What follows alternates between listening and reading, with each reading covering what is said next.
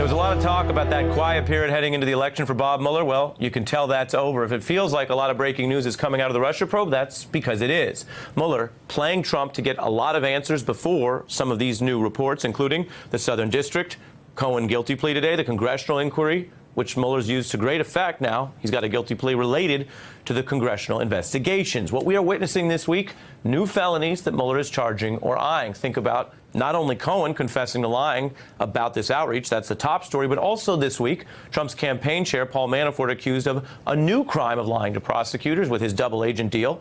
And that tipster to Trump advisor Roger Stone, he confesses publicly to lying about the emails that Russia stole, which, of course, puts more heat on Trump confidant Roger Stone, who is clearly a target in Mueller's drafted court filing, as well as other documents that Jerome Corsi, that tipster, had. All these alleged crimes, as I've been emphasizing in our analysis, they are a floor, not a ceiling. What's implied? Many others could be on the hook, and Bob Mueller, through a speaking indictment, as the Senator and I were just discussing, is putting that out to the world. The key developments in the Russia part of this probe are coming out after Mueller got Trump's Russia answers in writing. And do you think Donald Trump and his lawyers wish they could have waited a few more days? Well, it all depends on what they put in those answers. I want to get to the bigger picture here with my friend and colleague, Chris Hayes, host of All In with Chris Hayes. Thanks for making time tonight. Yeah, you bet.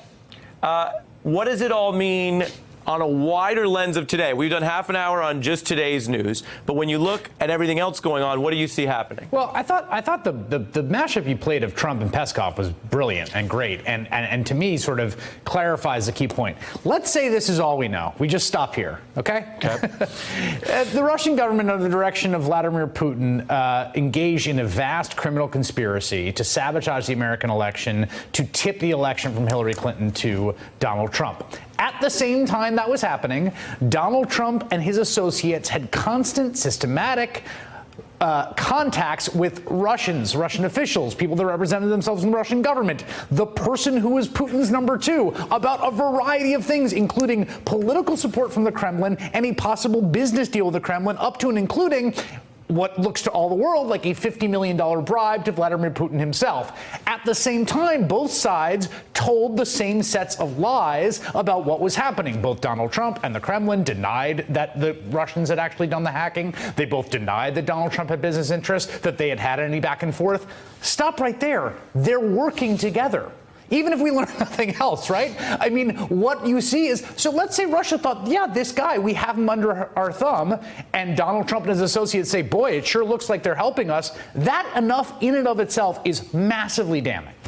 Right, and they know that. I mean, you just put it very, very colloquially. Forget whether or not there's a technical legal violation, and the new BuzzFeed story does raise criminal liability. It does raise questions about the Foreign Corrupt Practices Act. Sure does.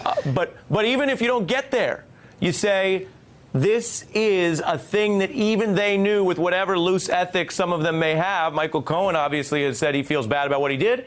They knew to hide it, and that goes to Felix Sater, who you interviewed.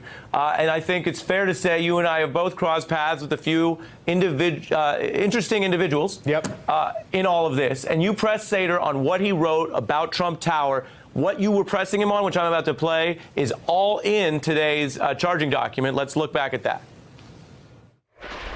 You wrote that? I did write that, yes.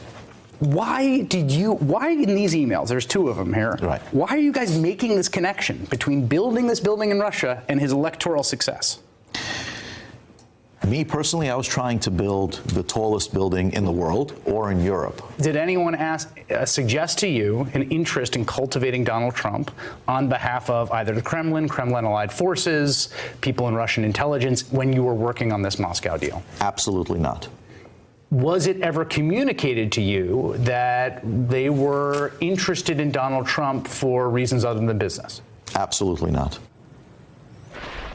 How does that look today, now that that man, Felix Sater, is the individual, too, in these documents about what they lied about, which was trying to do this business in Moscow? I mean, in some ways, right, let's say that Sater was answering those questions narrowly and accurately, which is that no one ever came out and said, yeah, obviously we're cultivating this guy because we view him as an asset for our hostile plans for your nation.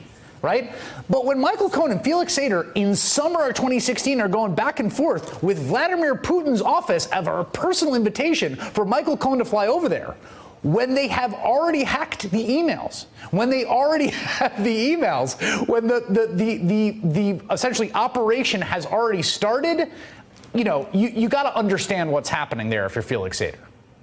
Right. And there's a lot of people claiming that they're willfully dumb, didn't understand what was happening, or just happened to match the Kremlin defense. Yeah, and the other thing to think about here is, and you've made this point on your program, I've made it on mine, why all the lies all the time about this specific set of connections? Now, in their defense, and this is something I think that they will use to their defense, they lie about everything all the time. They lie about the stupidest, most trivial and easily fact-checkable things. They cannot help but lie. It is a nest of liars.